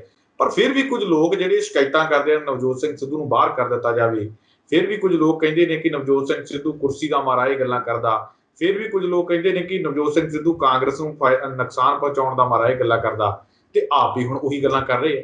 ਇਹ ਤੋਂ ਕੀ ਦੇਖਿਆ ਜਾਵੇ, ਦੋਹਰੀ ਰਾਜਨੀਤੀ ਜਿਹੜੀ ਇਹ ਚੱਲ ਰਹੇ ਨੇ। ਇੱਕ ਪਾਸੇ ਨਵਜੋਤ ਸਿੰਘ ਸਿੱਧੂ ਨੂੰ ਉਹਨਾਂ ਗੱਲਾਂ ਤੇ ਗਲਤ ਦੱਸ ਰਹੇ ਆ, ਉਹਨਾਂ ਨੂੰ ਕਹਿੰਦੇ ਆ ਕਿ ਭਾਈ ਤੁਸੀਂ ਮੀਡੀਆ ਦੇ ਵਿੱਚ ਗੱਲ ਨਾ ਕਰੋ, ਤੇ ਆਪ ਵੀ ਹੁਣ ਉਹੀ ਗੱਲਾਂ ਤੇ ਕਹਿੰਦੇ ਆ ਵੀ ਭਾਈ ਮੀਡੀਆ ਦੇ ਵਿੱਚ। ਹੁਣ ਦੂਜੀ ਗੱਲ, ਮੈਂ ਮਾਫ ਕਰਨਾ ਸਵਾਲ ਥੋੜਾ ਲੰਬਾ ਹੋ ਜਾ ਰਿਹਾ, ਹੁਣ ਦੂਜੀ ਗੱਲ ਇਹ ਹੈ ਕਿ ਉਦਾਂ ਤੁਸੀਂ ਕਹਿੰਦੇ ਅਸੀਂ ਲੋਕਾਂ ਪ੍ਰਤੀ ਜਵਾਬਦੇਹ ਆ, ਲੋਕਾਂ ਨੇ ਸਾਡੇ ਤੋਂ ਸਵਾਲ ਪੁੱਛਣੇ ਆ, ਤੇ ਉਦਾਂ ਤੁਸੀਂ ਕਹਿੰਦੇ ਆ ਕਿ ਭਾਈ ਇਹੋ ਜਿਹੀਆਂ ਗੱਲਾਂ ਤੁਸੀਂ ਮੀਡੀਆ 'ਚ ਨਾ ਕਰੋ, ਇਹੋ ਜਿਹੀਆਂ ਗੱਲਾਂ ਲੋਕਾਂ ਦੇ ਵਿੱਚ ਨਾ ਜਾ ਕੇ ਕਰੋ, ਇਹੋ ਜਿਹੀਆਂ ਗੱਲਾਂ ਪਾਰਟੀ ਪਲੇਟਫਾਰਮ ਤੇ ਕਰੋ। ਤੇ ਫਿਰ ਸਰਕਾਰ ਵੀ ਪਾਰਟੀ ਪਲੇਟਫਾਰਮ ਤੇ ਹੀ ਇਕੱਲੀ ਤੇ ਬਣਾ ਲਿਆ ਕਰੋ। ਲੋਕਾਂ ਦੇ ਕੋਈ ਵੋਟਾਂ ਕਿਉਂ ਮੰਗਣ ਜਾਂਦੇ ਜੀ? ਹਾਈ ਕਮਾਨ ਨੂੰ ਕਹਿ ਦਿਆ ਕਰਨ ਬਸ 2-3 ਜਿਹੜੀ ਹਾਈ ਕਮਾਨ ਹੈਗੀ ਉਹ 3 ਵੋਟਾਂ ਪਾ ਦਿਆ ਕਰਨ, ਸਰਕਾਰ ਬਣ ਜਾ ਕਰੂ। ਲੋਕਾਂ ਦੇ ਨਾਲ ਨਹੀਂ ਤੁਸੀਂ ਗੱਲ ਕਰ ਸਕਦੇ, ਲੋਕਾਂ ਦੇ ਅੱਗੇ ਨਹੀਂ ਸੱਚ ਉਜਾਗਰ ਕਰ ਸਕਦੇ। ਹਾਈ ਕਮਾਨ ਅੱਗੇ ਰੱਖੋ। ਸ਼ਰਮ ਨਹੀਂ ਆਉਂਦੀ ਇਹਨਾਂ ਨੂੰ ਏਦਾਂ ਕਹਿੰਦਿਆਂ ਨੂੰ ਕਿ ਭਾਈ ਲੋਕਾਂ ਦੇ ਵਿੱਚ ਗੱਲ ਨਾ ਕਰੋ, ਮੀਡੀਆ ਦੇ ਵਿੱਚ ਗੱਲ ਨਾ ਕਰੋ, ਪਾਰਟੀ 'ਚ ਗੱਲ ਕਰੋ, ਹਾਈ ਕਮਾਨ ਅੱਗੇ ਗੱਲ ਕਰੋ। ਮੈਂ ਤਾਂ ਹੈਰਾਨ ਇਹਨਾਂ ਲੋਕਾਂ ਤੇ। ਸਿੱਧੂ ਸਾਹਿਬ, ਤੁਹਾਡਾ ਸਵਾਲ ਜਿਹੜਾ ਮੈਂ 2 ਹਿੱਸਿਆਂ 'ਚ ਇਸ ਦਾ ਜਵਾਬ ਦਿੰਦਾ। ਤੁਸੀਂ ਅੰਮ੍ਰਿਤਸਰ ਦੇ MP ਗੁਰਮੀਤ ਔਜਲੇ ਦੀ ਗੱਲ ਕੀਤੀ। ਇਹ ਕੇਵਲ ਔਰ ਕੇਵਲ ਗੁਰਮੀਤ ਔਜਲਾ ਹੀ ਇਹੋ ਜਿਹੀਆਂ ਸਟੇਟਮੈਂਟਾਂ ਨਹੀਂ ਦੇ ਰਿਹਾ, ਹੋਰ ਵੀ ਜਿਸ ਤਰ੍ਹਾਂ ਤੁਸੀਂ ਖੁਦ ਕਿਹਾ ਕਿ ਦੇ ਰਹੇ ਨੇ। ਇਹਦੇ ਵਿੱਚ ਕੋਈ ਅਜਿਹਾ ਸ਼ੱਕ ਨਹੀਂ ਆ ਕਿ ਗੁਰਮੀਤ ਔਜਲੇ ਨੇ ਇਹ ਜਿਹੜਾ ਬਿਆਨ ਦਿੱਤਾ ਕਿਸ ਆਧਾਰ ਤੇ ਦਿੱਤਾ। ਗੁਰਜੀਤ ਔਜਲਾ ਨੇ ਕਿਸ ਆਧਾਰ ਤੇ ਦਿੱਤਾ। ਤੁਹਾਨੂੰ ਮੈਂ ਇਹਦੇ ਨਾਲ ਹੀ ਨਾਲ ਇੱਕ ਹੋਰ ਗੱਲ ਕਰਦਾ ਕਿ ਪੱਟੀ ਦਾ ਵਿਧਾਇਕ ਜਿਹੜਾ ਹਰਮਿੰਦਰ ਸਿੰਘ ਗਿੱਲ ਹੈ, ਉਹਦੀ ਕੱਲ੍ਹ ਮੈਂ ਪੜ੍ਹ ਰਿਹਾ, ਉਹ ਵੀ ਗੁਰੂ ਗ੍ਰੰਥ ਸਾਹਿਬ ਦੇ ਬੇਅਦਬੀ ਦੇ ਮੁੱਦੇ ਦੇ ਵਿਧਾਨ ਸਭਾ 'ਚ ਬੜਾ ਬੋਲਦਾ ਰਿਹਾ। ਤਾਂ ਸ਼ਾਇਦ ਇਸੇ ਪ੍ਰਤੀਕਰਮ 'ਚ ਕੱਲ੍ਹ ਉਸਦਾ ਫੇਸਬੁੱਕ ਤੇ ਇੱਕ ਟਵੀਟ ਆਇਆ ਕਿ ਵੇਖੋ ਜੀ, ਨਹੀਂ ਮੈਂ ਇਹ ਗੱਲ ਕਹਿਣਾ ਕਿ ਕਾਂਗਰਸ ਦੀ ਸਰਕਾਰ ਆ ਤੇ ਕਾਂਗਰਸ ਦਾ ਹੀ ਬੋਲਬਾਲਾ ਮੇਰੇ ਹਲਕੇ 'ਚ ਅਸੀਂ ਪੂਰਨ ਤੌਰ ਤੇ ਇਹੋ ਜਿਹੀਆਂ ਗੱਲਾਂ ਕੀਤੀਆਂ। ਉਹ ਜਿਹੜਾ ਬਿਆਨ ਸੀ ਹਰਮਿੰਦਰ ਗਿੱਲ ਦਾ, ਉਹ ਪੂਰਨ ਤੌਰ ਤੇ ਕੈਪਟਨ ਦੀ ਸਪੋਰਟ ਦੇ ਵਿੱਚ ਸੀ। ਤਾਂ ਮੈਂ ਉਸਨੂੰ ਜਰਨਲੀ ਆਡੀਓ ਵੀ ਅੱਗੇ ਦੇਖੀ ਹੈ ਨਾ, ਫਿਰ ਥਾਣੇਦਾਰ ਦੇ ਨਾਲ ਆਡੀਓ ਵੀ ਵਾਇਰਲ ਹੋਈ ਉਹਨਾਂ ਦੀ। ਨਹੀਂ, ਮੈਂ ਉਹੀ ਲੱਗਾ ਕੱਲ੍ਹ ਮੈਂ ਉਸਨੂੰ ਸਵਾਲ ਕੀਤਾ ਕਿ ਮੈਂ ਕਿਹਾ ਭਾਈ ਸਾਹਿਬ ਤੁਸੀਂ ਇਹ ਦੱਸੋ ਕਿ ਤੁਹਾਡਾ ਇਸ ਮੁੱਦੇ ਤੇ ਸਟੈਂਡ ਕੀ ਹੈ, ਗੁਰੂ ਗ੍ਰੰਥ ਸਾਹਿਬ ਦੀ ਬੇਅਦਬੀ ਦੇ ਮੁੱਦੇ ਤੇ। ਇਹਨਾਂ ਨੇ ਵੀ ਬੜਾ ਲੰਬਾ ਚੌੜਾ ਭਾਸ਼ਣ ਦਿੱਤਾ ਸੀ ਉਦੋਂ ਵਿਧਾਨ ਸਭਾ ਦੇ ਅੰਦਰ। मैं इसे करके उसके उस स्टेटमेंट ਨੂੰ ਆਪਣੇ ਇਸ ਪ੍ਰੋਗਰਾਮ 'ਚ ਕੋਟ ਕਰਨਾ ਚਾਹੁੰਦਾ ਕਿ ਉਹ ਇਸ ਵੇਲੇ ਕਹਿ ਰਿਹਾ ਕਿ ਪੂਰਨ ਤੌਰ ਤੇ ਪੰਜਾਬ ਕਾਂਗਰਸ ਦਾ ਰਾਜ ਹੈਗਾ, ਕਾਂਗਰਸ ਦਾ ਬੋਲਬਾਲਾ ਸਾਡੀ ਸੁਣੀ ਜਾਂਦੀ ਹੈ। ਪਰ ਨਹੀਂ, ਜੋ ਅਸਲ 'ਚ ਪੋਜੀਸ਼ਨ ਆ ਸਿੱਧੂ ਸਾਹਿਬ, ਉਹ ਤਾਂ ਸਾਰਿਆਂ ਨੂੰ ਪਤਾ। ਔਰ ਨਵਜੋਤ ਸਿੱਧੂ ਦਾ ਬੋਲਣਾ, ਪਰ ਇੰਟਰਸਟਿੰਗ ਗੱਲ ਹੈ ਕਿ ਨਵਜੋਤ ਸਿੱਧੂ ਨੇ ਕੇਵਲ ਔਰ ਕੇਵਲ ਇੱਕੋ ਵਾਰੀ ਇਹ ਗੱਲ ਕਹੀ ਆ, ਔਰ ਉਸ ਤੋਂ ਮਗਰੋਂ ਇਹ ਲਾਈਨ ਜਿਹੜੀ ਹੈ, ਇਹ ਕਤਾਰ ਜਿਹੜੀ ਹੈ, ਇਹ ਲੰਮੀ ਹੁੰਦੀ ਗਈ, ਬਹੁਤ ਲੰਮੀ ਹੋ ਗਈ। ਔਰ ਇਹ ਕਤਾਰ ਜਿਹੜੀ ਹੈ ਅਜੇ ਹੋਰ ਲੰਮੀ ਹੋਵੇਗੀ, ਜਿਹੜੇ ਬਾਦਲਾਂ ਦੇ, ਕਿਉਂਕਿ ਗੁਰਜੀਤ ਔਜਲਾ ਉਸ ਲੋਕ ਸਭਾ ਹਲਕੇ ਦੀ ਨੁਮਾਇੰਦਗੀ ਕਰਦਾ ਜਿੱਥੇ ਬਿਕਰਮ ਮਜੀਠੀਆ ਵੀ ਬੈਠਾ, ਔਰ ਉਸਨੂੰ ਇਸ ਗੱਲ ਦਾ ਪਤਾ ਆ ਕਿ ਸ਼ਾਇਦ ਜਿਹੜੀ ਅਫਸਰਸ਼ਾਹੀ ਹੈ ਉਹ ਬਿਕਰਮ ਮਜੀਠੀਆ ਦਾ ਫੋਨ ਪਹਿਲਾਂ ਸੁਣਦੀ ਆ ਤੇ ਗੁਰਜੀਤ ਔਜਲੇ ਦਾ ਸ਼ਾਇਦ ਬਾਅਦ 'ਚ ਸੁਣਦੀ, ਕਈ ਵਾਰੀ ਅਟੈਂਡ ਨਹੀਂ ਕਰਦੀ। ਮੈਂ ਪੰਜਾਬ ਦੇ ਇੱਕ ਮੰਤਰੀ ਦਾ ਨਾਮ ਲਵਾਂਗਾ ਆਪਣੇ ਇਸ ਹਲਕੇ ਦਾ, ਸ਼ਾਇਦ ਜੇਕਰ ਅਸੀਂ ਨਾਂ ਨਹੀਂ ਲਾਵਾਂਗੇ ਜਦ ਤੱਕ ਉਹਦੀ ਗੱਲ ਕਰਾਂਗੇ, ਤਾਂ ਉਹ ਮੌਜੂਦਾ ਵਿਧਾਇਕ ਸੀ, ਪਰ ਹਲਕਾ ਇੰਚਾਰਜ ਜਿਹੜਾ ਸੀ ਉਹ ਅਕਾਲੀ ਦਲ ਤੇ ਅਕਾਲੀ ਦਲ ਦੀ ਸਰਕਾਰ ਦੇ ਵਿੱਚ। ਤਾਂ ਮੌਜੂਦਾ ਵਿਧਾਇਕ ਦਾ ਜਿਹੜਾ ਫੋਨ ਹੈ ਥਾਣੇ ਦਾ SHO ਵੀ ਨਹੀਂ ਸੀ ਸੁਣਦਾ। ਇਹੋ ਜਿਹੇ ਹਾਲਾਤ ਜਿਹੜੇ ਨੇ ਉਹ ਇਸ ਇਲਾਕੇ 'ਚ ਜਾਂ ਆਮ ਤੌਰ ਤੇ ਵੇਖੇ ਜਾ ਸਕਦੇ ਨੇ। ਤੇ ਜੇ ਗੁਰਜੀਤ ਔਜਲੇ ਹੁਣੀ ਇਹ ਗੱਲ ਕਹਿ ਰਹੇ ਨੇ ਤਾਂ ਇਹ ਗੱਲ ਸੱਚ ਹੈ, ਔਰ ਇਹਦੇ ਕਹਿਣ ਵਾਲੇ ਬਹੁਤ ਲੋਕ ਨੇ। ਜੇਕਰ ਨਹੀਂ ਸੀ ਉਹਨੂੰ ਕਹਿ ਰਹੇ ਤਾਂ ਕੇਵਲ ਉਹਨਾਂ ਨੂੰ ਇੱਕ ਜਵਾਬ ਨਹੀਂ ਸੀ। ਨਵਜੋਤ ਸਿੱਧੂ ਨੇ ਜਿਹੜੀ ਗੱਲ ਕੀਤੀ, ਉਹ ਲੋਕਾਂ ਦੇ ਵਿੱਚ ਇੱਕ ਹੌਸਲਾ ਉਸਨੇ ਦਿੱਤਾ ਕਿ ਤੁਸੀਂ ਸੱਚ ਨੂੰ ਸੱਚ ਤੇ ਝੂਠ ਨੂੰ ਝੂਠ ਆਖੋ, ਕੁਝ ਨਹੀਂ ਫਰਕ ਲੱਗਾ ਪੈਣ। ਸੋ ਇਹ ਜਿਹੜੀਆਂ ਗੱਲਾਂ ਆਪਾਂ ਕਰ ਰਹੇ ਹਾਂ ਕਿ ਅਕਾਲੀਆਂ ਦਾ ਰਾਜ ਹੈ ਜਾਂ ਨਹੀਂ ਰਾਜ ਹੈ, ਇਹ ਗੱਲਾਂ ਤਾਂ ਪ੍ਰਤੱਖ ਜ਼ਾਹਿਰ ਨੇ। ਦੂਜੀ ਸਿੱਧੂ ਸਾਹਿਬ, ਤੁਸੀਂ ਗੱਲ ਕੀਤੀ ਲੋਕਾਂ ਦੀ, ਕਿ ਲੋਕਾਂ ਦੀ ਕਚਹਿਰੀ, ਲੋਕਾਂ ਦੀ ਗੱਲ। ਅਸਲ 'ਚ ਮੈਨੂੰ ਨਾ ਬੜਾ ਦੁੱਖ ਜਿਹਾ ਲੱਗਦਾ ਕਿ ਇਹ ਲੋਕ ਜਿਹੜੇ ਪੋਲੀਟੀਕਲ ਲੋਕ ਨੇ, ਇਹਨਾਂ ਵਾਸਤੇ ਜਿਹੜੀ ਜਨ ਸਧਾਰਨ ਹੈ ਉਹ ਕੇਵਲ ਔਰ ਕੇਵਲ 5 ਸਾਲਾਂ ਬਾਅਦ ਇਹਨਾਂ ਨੂੰ ਜਨ ਸਧਾਰਨ ਦਾ ਚੇਤੇ ਆਉਂਦਾ ਕਿ ਜਦੋਂ ਇਹਨਾਂ ਨੇ ਵੋਟਾਂ ਲੈਣੀਆਂ ਹੁੰਦੀਆਂ। ਉੱਦਾਂ ਜੇਕਰ ਕੋਈ ਜਨ ਸਧਾਰਨ ਇਹਨਾਂ ਦੇ ਸਾਹਮਣੇ ਆਵਾਜ਼ ਉਠਾਉਂਦਾ, ਚਾਹੇ ਉਹ ਟੈਂਕੀਆਂ ਤੇ ਚੜੇ ਅਧਿਆਪਕ ਹੋਣ ਜਾਂ ਨਹਿਰ 'ਚ ਮਾਰਸ਼ਾਲ ਪਰਮਾਨੈਂਟ ਹੋਣ ਵਾਸਤੇ ਛਾਲ ਮਾਰਦੀ ਕੋਈ ਸਟਾਫ ਨਰਸ ਹੋਵੇ, ਜਾਂ ਕਿਸਾਨ ਹੋਣ, ਉਹਨਾਂ ਵਾਸਤੇ ਕੇਵਲ ਉਹ ਵੋਟਾਂ ਨੇ ਜਿਨ੍ਹਾਂ ਨੇ 5 ਸਾਲਾਂ ਬਾਅਦ ਇਹਨਾਂ ਦਾ ਕੰਮ ਆਉਣਾ ਉਦੋਂ। ਤੇ ਜੇਕਰ ਉਸ ਤੋਂ ਪਹਿਲਾਂ ਕਰਦੇ ਨੇ ਤਾਂ ਇਹ ਫਿਰ ਵਿਰੋਧੀ ਨੇ। ਤੇ ਜੇਕਰ ਪਾਰਟੀ ਦੇ ਵਿੱਚ ਇਹਨਾਂ ਦੇ ਖਿਲਾਫ, ਸਰਕਾਰ ਦੀਆਂ ਨੀਤੀਆਂ ਦੇ ਖਿਲਾਫ ਕੋਈ ਆਵਾਜ਼ ਉਠਾਉਂਦਾ ਤਾਂ ਫਿਰ ਉਹਨੂੰ ਵੀ ਭੰਡਿਆ ਜਾਂਦਾ, ਉਹਨੂੰ ਵੀ ਨਿੰਦਿਆ ਜਾਂਦਾ। ਅਸਲ 'ਚ ਇਹਦੇ ਵਿੱਚ ਨਾ ਸਿੱਧੂ ਸਾਹਿਬ, ਮੈਨੂੰ ਇੱਦਾਂ ਲੱਗਦਾ ਕਿ ਜਿਹੜੇ ਸਾਡੇ ਲੋਕ ਨੇ, ਜਨ ਸਧਾਰਨ ਆ, ਉਹਨਾਂ ਦੀ ਜ਼ਮੀਰ ਵੀ ਜਿਹੜੀ ਨਾ ਉਹ ਕਿਤੇ ਨਾ ਕਿਤੇ ਖਤਮ ਹੋ ਚੁੱਕੀ ਹੈ, ਕਿਉਂਕਿ ਹਾਲਾਤ ਇਸ ਤਰ੍ਹਾਂ ਦੇ ਬਣ ਗਏ ਕਿ ਰੋਜ਼ੀ ਰੋਟੀ ਦੇ ਚੱਕਰ 'ਚ ਹੀ ਬੰਦਾ ਉਲਝ ਕੇ ਰਹਿ ਜਾਂਦਾ। ਇਹ ਪਿਛਲੇ ਸਮੇਂ ਦੀ ਮੈਂ ਗੱਲ ਕਰ ਰਿਹਾ, ਪਰ ਅੱਜ ਜਿਹੜਾ ਸੋਸ਼ਲ ਮੀਡੀਆ ਦਾ ਸਮਾਂ ਹੈ, ਅੱਜ ਕਿਤੇ ਕੋਈ ਘਟਨਾ ਵਾਪਰਦੀ ਆ ਤਾਂ ਅਜੇ ਉਹ ਬੰਦਾ ਘਰ ਪਹੁੰਚਿਆ ਨਹੀਂ ਹੁੰਦਾ, ਉਸ ਦਾ ਵੀਡੀਓ ਵਾਇਰਲ ਹੋ ਕੇ ਸਾਹਮਣੇ ਆ ਜਾਂਦਾ। ਅੱਜ ਦੇ ਜਿਹੜੇ ਜਨ ਸਧਾਰਨ ਆ, ਹੁਣ ਪਹਿਲਾਂ ਵਰਗਾ ਜਨ ਸਧਾਰਨ ਨਹੀਂ ਹੈ। ਬੇਸ਼ੱਕ ਕੈਪਟਨ ਅਮਰਿੰਦਰ ਸਿੰਘ ਹੋਣੀ ਨਵਜੋਤ ਸਿੱਧੂ ਦੇ ਮੁੱਦੇ ਜਿਹੜੇ ਉਠਾਏ ਜਾ ਰਹੇ ਨੇ ਉਸ ਵੱਲੋਂ ਉਹ ਜਿੰਨਾ ਮਰਜ਼ੀ ਯਤਨ ਕਰ ਦੇਣ ਕਿ ਇਹ ਲੋਕਾਂ ਦੀ ਨਜ਼ਰ ਨਾ ਪੈਣ, ਲੋਕੀ ਇਹਦੇ ਵੱਲੋਂ ਨਾ ਸੋਚਣ, ਪਰ ਨਹੀਂ ਸਿੱਧੂ ਸਾਹਿਬ, ਹੁਣ ਉਹ ਜਿਹੜੀ ਵੇਲਾ ਹੈ, ਹੁਣ ਉਹ ਵੇਲਾ ਨਹੀਂ ਰਹਿ ਗਿਆ। ਅਸੀਂ ਬਿਲਕੁਲ ਆਪਣੇ ਘਰਾਂ 'ਚ ਸੁੱਤੇ ਹੁੰਦੇ ਹਾਂ ਜਾਂ ਆਪਣਾ ਕੰਮ ਧੰਦਿਆਂ 'ਚ ਹੁੰਦੇ ਹਾਂ, ਪਰ ਹਰ ਬੰਦਾ ਸੋਸ਼ਲ ਮੀਡੀਆ ਨਾਲ ਜੁੜਿਆ, ਔਰ ਨਵਜੋਤ ਸਿੱਧੂ ਦਾ ਇੱਕ ਟਵੀਟ ਆਉਂਦਾ ਔਰ ਹਰ ਬੰਦਾ ਉਸਨੂੰ ਪੜ੍ਹਦਾ ਜ਼ਰੂਰ ਕਿ ਉਸਨੇ ਕੀ ਮੁੱਦਾ ਉਠਾਇਆ। ਤਾਂ ਇਹਦੇ ਵਾਸਤੇ ਨਵਜੋਤ ਸਿੱਧੂ ਲੋਕਾਂ ਦੀ ਕੌਂਸ਼ੀਅਸ ਨੂੰ ਜਗਾਉਣ ਵਾਲਾ ਇੱਕ ਉਹ ਨਾਇਕ ਬਣ ਕੇ ਸਾਹਮਣੇ ਆਇਆ, ਜਿਹਦੀ ਨਾਇਕ ਦੀ ਬੜੇ ਸਮੇਂ ਤੋਂ ਲੋੜ ਸੀ ਕਿ ਲੋਕਾਂ ਨੂੰ ਉਹ ਜਾਗਰੂਕ ਕਰ ਰਿਹਾ। ਪਰ ਹੁਣ ਦੂਜੇ ਪਾਸੇ ਜਿਹੜੀ ਗੱਲ ਹੈਗੀ, ਮੁੱਦਾ ਤਾਂ ਇਹ ਹੈ ਕਿ ਗੁਰੂ ਗ੍ਰੰਥ ਸਾਹਿਬ ਦੀ ਬੇਅਦਬੀ ਦੇ ਦੋਸ਼ੀਆਂ ਨੂੰ ਸਜ਼ਾ ਦਿਵਾਉਣ ਦਾ।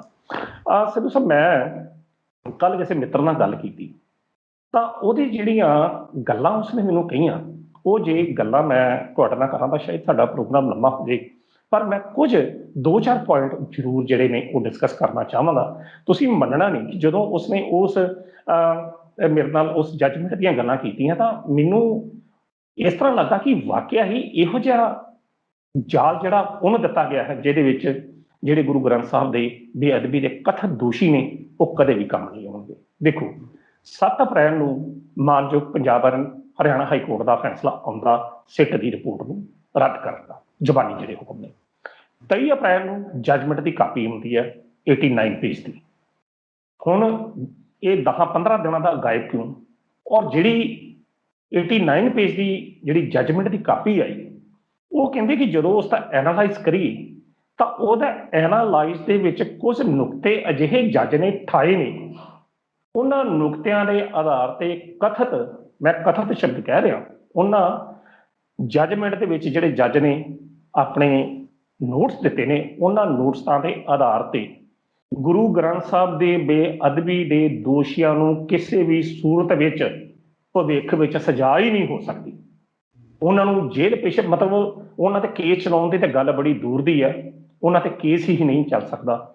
ਸਭ ਤੋਂ ਵੱਡੀ ਗੱਲ ਉਸਨੇ ਜਿਹੜਾ ਕਾਨੂੰਨੀ ਮਾਹਿਰ ਸੀ, ਉਸਨੇ ਇਹ ਗੱਲ ਦੱਸੀ ਕਿ ਇਹਦੇ ਵਿੱਚ ਜਦੋਂ ਮੁੱਖ ਮੰਤਰੀ ਜਿਹੜੀ ਗੱਲ ਹੈ ਫਰੀਦਕੋਟ ਦੇ ਵਿੱਚ ਜਿਹੜੀ ਆਮ ਰਾਤ ਦੀ ਗੱਲ ਹੈ, ਆਪਾਂ ਉਸ ਗੱਲ ਨੂੰ ਜ਼ਿਆਦਾ ਕੋਟ ਨਹੀਂ ਕਰਾਂਗੇ। ਕਹਿੰਦੇ ਕਿ ਹਾਈ ਕੋਰਟ ਨੇ ਸਾਫ਼ ਕਲੀਨ ਚਿੱਟ ਦਿੱਤੀ ਆ, ਹਾਲਾਂਕਿ ਹਾਈ ਕੋਰਟ ਕੋਲ ਇਹ ਕੋਈ ਅਧਿਕਾਰ ਨਹੀਂ ਸੀ ਉਹਦੇ ਰਿਪੋਰਟ ਦੇ ਜੱਜਮੈਂਟ ਦੇ ਵਿੱਚ ਇਹ ਗੱਲ ਲਿਖਦਾ ਕਿ ਹਾਂ ਵੀ ਮੁੱਖ ਮੰਤਰੀ ਅੱਧੀ ਰਾਤ ਨੂੰ ਆਪਣੇ ਕਿਸੇ ਵੀ DGP ਨਾਲ ਗੱਲ ਕਰ ਸਕਦਾ।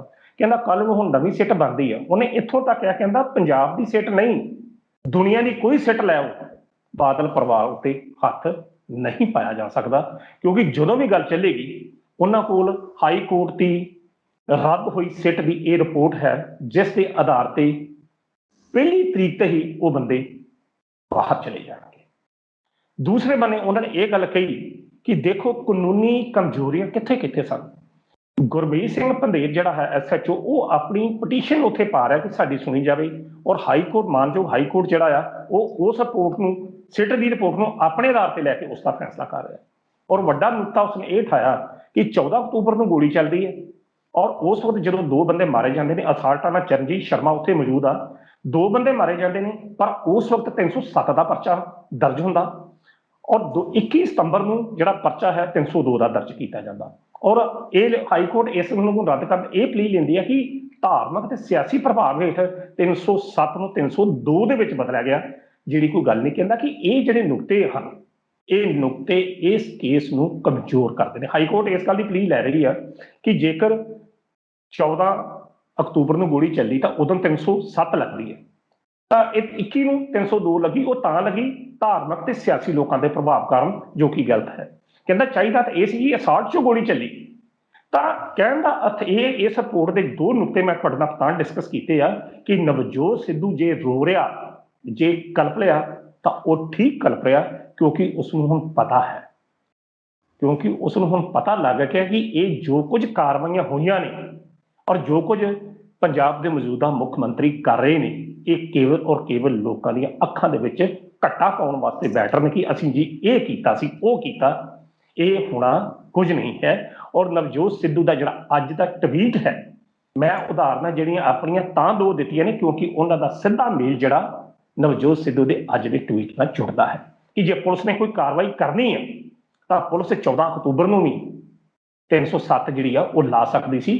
ਚਰਨਜੀਤ ਸ਼ਰਮਾ ਦੇ ਗਨਮੈਨਾਂ ਦੇ ਨਾਲ ਸੰਬੰਧਿਤ ਅਸਾਲਟਾਂ 'ਚ ਦੋ ਗੋਲੀਆਂ ਚੱਲੀਆਂ ਸੀ, ਜਿਨ੍ਹਾਂ ਤੋਂ 2 ਸਿੰਘ ਸ਼ਹੀਦ ਹੋਏ ਸਨ। ਔਰ ਜੇਕਰ ਉਹ ਬਾਅਦ ਦੇ ਵਿੱਚ ਉੱਥੇ FIR ਦਰਜ ਕਰਤਾ ਤਾਂ ਹਾਈ ਕੋਰਟ ਨੇ ਇਸ ਤਰੀਕ ਨੂੰ ਲੈ ਕੇ ਇਹਦਾ ਵੀ ਨੁਕਤਾ ਬਣਾਇਆ।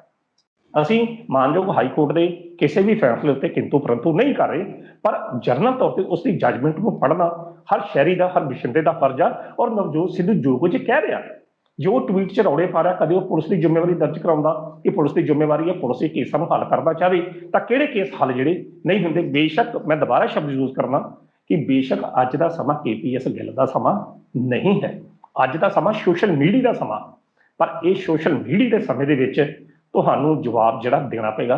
ਪਰ ਸਿੱਧੂ ਸਾਹਿਬ, ਕਈ ਵਾਰੀ ਮੈਨੂੰ ਬੜੀ ਹੈਰਾਨਗੀ ਹੁੰਦੀ ਹੈ ਕਿ ਕੈਪਟਨ ਅਮਰਿੰਦਰ ਕੀ ਜਵਾਬ ਦੇਊਗਾ, ਕਿਉਂਕਿ ਉਸਨੇ ਤਾਰਾਂ ਹੀ ਇਹ ਜਿਹਾ ਚਾਲਾਂ ਹੀ ਇਹੋ ਜਿਹੀਆਂ ਚੱਲ ਦਿੱਤੀਆਂ ਨੇ ਜਿਹਦੇ ਵਿੱਚ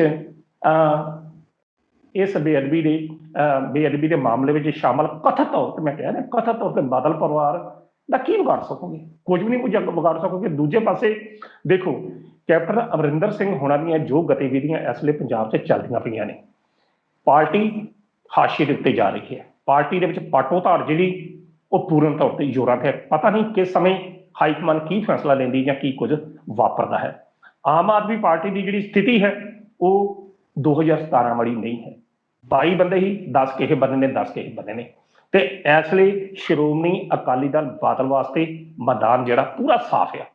ਔਰ ਦੇਖੋ, ਦੂਜੇ ਉਹਨਾਂ ਕੋਲ ਇੱਕ ਲੀਡਰ ਹੈਗਾ ਸੁਖਬੀਰ ਬਾਦਲ, ਜਿਹਦੇ ਕਰਕੇ ਉਹ ਸਰਕਾਰ 'ਚ ਆ ਸਕਦਾ। ਉਹ ਇਸ ਪੁਆਇੰਟ ਆਫ ਵਿਊ ਤੋਂ ਚੱਲਣ ਦੇ ਨੇ। ਜੇਕਰ ਕਰੋਨਾ ਦਾ ਕਾਲ ਨਾ ਹੁੰਦਾ ਤਾਂ ਜਿੱਥੇ ਉਹਨੇ 10 ਜਣੇ ਉਮੀਦਵਾਰ ਐਲਾਨੇ ਸੀ, ਹੁਣ ਤੱਕ ਉਹਨੇ ਐਲਾਨ ਚੁੱਕੇ ਹੋਣਾ ਸੀ।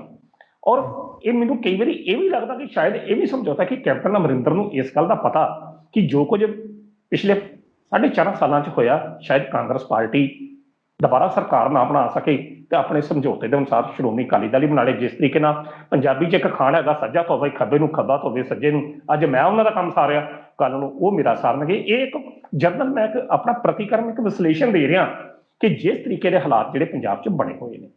ਕਹਿਣ ਦਾ ਅਰਥ ਹੈ ਕਿ ਨਵਜੋਤ ਸਿੱਧੂ ਜੋ ਮਤਲਬ ਮੈਂ ਉਹਦੇ ਟਵੀਟ ਨਹੀਂ ਕਹਿੰਦਾ, ਉਹ 'ਚ ਮੈਨੂੰ ਇੱਕ ਦਰਦ ਨਜ਼ਰ ਆਉਂਦਾ। ਉਹ ਦਰਦ ਨਜ਼ਰ ਆਉਂਦਾ ਜਿਹੜਾ ਇੱਕ ਸੱਚਾ ਸੁੱਚਾ ਸਿੱਖ ਜਿਹੜਾ ਹੈ, ਜਿਹੜਾ ਲੋਕਾਂ ਦੀ ਕਚਹਿਰੀ ਦੇ ਵਿੱਚ ਜਾਣ ਤੋਂ ਡਰਦਾ, ਜਿਹੜਾ ਇਹ ਚਾਹੁੰਦਾ ਕਿ ਹਾਂ ਭਈ ਮੈਂ ਲੋਕਾਂ ਨਾਲ ਇਹ ਵਾਅਦਾ ਕੀਤਾ ਸੀ, ਹਰ ਸਟੇਜ ਤੇ ਇਹ ਗੱਲ ਕਹਿੰਦਾ ਸੀ ਕਿ ਮੈਂ ਇਹਨਾਂ ਦੋਸ਼ੀਆਂ ਨੂੰ ਸਿੱਖਾਂ ਦੇ ਪਿੱਛੇ ਭੇਜਾਂਗਾ।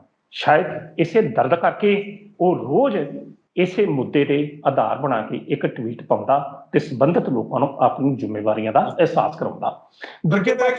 ਇਹ ਜਿਹੜੇ ਲੀਡਰਾਂ ਦੇ ਨਾਂ ਲੈਂਦਾ, ਜਿਵੇਂ ਸੁਨੀਲ ਜਾਖੜ, ਜਿਵੇਂ ਸੁਖਜਿੰਦਰ ਸਿੰਘ ਰੰਧਾਵਾ, ਇਹ ਸਾਫ਼ ਤੌਰ ਤੇ ਉਹ ਕਹਿਣ ਦੀ ਕੋਸ਼ਿਸ਼ ਕਰਦਾ ਕਿ ਭਾਈ ਤੁਸੀਂ ਵੀ ਆਹ ਗੱਲਾਂ ਕਹਿੰਦੇ ਸੀ, ਹੁਣ ਤੁਸੀਂ ਮੁੱਕਰੋ ਨਾ ਤੇ ਆਹ ਸਵਾਲ ਚੱਕੋ। ਤੇ ਦੂਜੇ ਪਾਸੇ ਕੁਝ ਲੀਡਰ ਜਿਹੜੇ ਉਹ ਆਪਣੇ ਆਪ ਹੀ ਨਵਜੋਤ ਸਿੰਘ ਸਿੱਧੂ ਦੀਆਂ ਗੱਲਾਂ ਦੇ ਉੱਪਰ ਖੜਦੇ ਨਜ਼ਰ ਆ ਰਹੇ ਆ। ਯਾਨੀ ਕਿਤੇ ਨਾ ਕਿਤੇ ਕੈਪਟਨ ਅਮਰਿੰਦਰ ਸਿੰਘ ਲਈ ਹੈ ਤਾਂ ਮੁਸ਼ਕਿਲ ਹੀ ਆ ਨਾ। ਮੈਨੂੰ ਲੱਗਦਾ ਕਿ ਇਹ ਮੁਸ਼ਕਿਲ ਹੁਣ ਘਟਣ ਵਾਲੀ ਨਹੀਂ ਗੀ। ਜਿਸ ਤਰੀਕੇ ਨਾਲ ਨਵਜੋਤ ਸਿੰਘ ਸਿੱਧੂ ਇੱਕੋ ਹੀ ਗੱਲ ਨੂੰ ਲੈ ਕੇ, ਜਿਵੇਂ ਤੁਸੀਂ ਕਹਿ ਰਹੇ ਹੋ ਕਿ ਰੋਜ਼ ਟਵੀਟ ਕਰਦਾ ਹੈ, ਉਹਦੀਆਂ ਭਾਵਨਾਵਾਂ ਜੁੜੀਆਂ ਹੋਈਆਂ ਨੇ ਤੇ ਲੀਡਰਾਂ ਨੂੰ ਮਜਬੂਰ ਜਿਹੜਾ ਉਹੀ ਗੱਲਾਂ ਕਹਿਣੀਆਂ ਪੈ ਰਹੀਆਂ ਨੇ ਜਿਹੜੀਆਂ ਗੱਲਾਂ ਨਵਜੋਤ ਸਿੰਘ ਸਿੱਧੂ ਕਹਿੰਦਾ। ਦੇਖੋ, ਇਹ ਤਾਂ ਪਹਿਲਾਂ ਵੀ ਆਪਾਂ ਜਰਨਲ ਇਹ ਗੱਲਾਂ ਕਰਦੇ ਹਾਂ ਕਿ ਸਿੱਧੂ ਸਾਹਿਬ ਇਹ ਇੱਕ ਅਜਿਹਾ ਮੁੱਦਾ ਆ, ਇਸ ਮੁੱਦੇ ਤੋਂ ਤੁਸੀਂ ਟੁੱਟ ਕੇ ਵਿਚਰ ਨਹੀਂ ਜੇ ਸਕਦੇ।